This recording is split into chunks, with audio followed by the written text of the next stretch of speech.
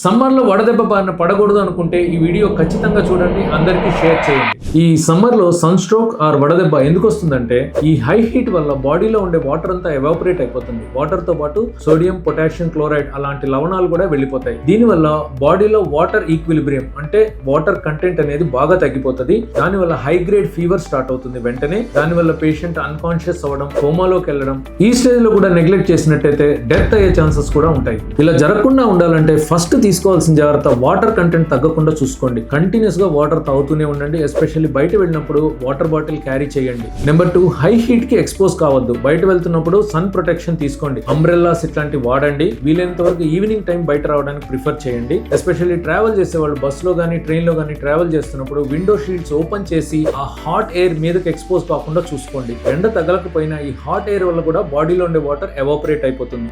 3, high concentrated liquids పూర్తిగా avoid చేయండి. అంటే షుగర్ కంటెంట్ ఎక్కువ ఉండే ఫ్రూట్ జ్యూసెస్ కానీ థమ్స్ అప్, మాజా, స్ప్రైట్ ఇట్లాంటివి పూర్తిగా అవాయిడ్ చేయండి. ఈ హై కాన్సన్ట్రేటెడ్ లిక్విడ్స్ తీసుకోవడం వల్ల వాటర్ రాకపోగా బాడీలో ఉండే వాటర్ ఎక్కువ డిహైడ్రేట్ అవుతుంది. మన డిహైడ్రేషన్ లెవెల్ ఇంకా ఎక్కువ అవుతుంది. అందుకని వీటిని పూర్తిగా అవాయిడ్ చేయండి. నెంబర్ 4, వాటర్ కంటెంట్ ఎక్కువ ఉండే ఫుడ్ తీసుకోండి. ఎస్పెషల్లీ కీరా, వాటర్ మెలాన్, ఆనియన్స్ ఇలాంటివి ఎక్కువ తీసుకోండి. వీటిల్లో వాటరే కాకుండా మినరల్స్ అండ్ ఎలక్ట్రోలైట్స్ చాలా హై క్వాంటిటీలో ఉంటాయి. దీనివల్ల డిహైడ్రేషన్ రాకుండా చేస్తాయి.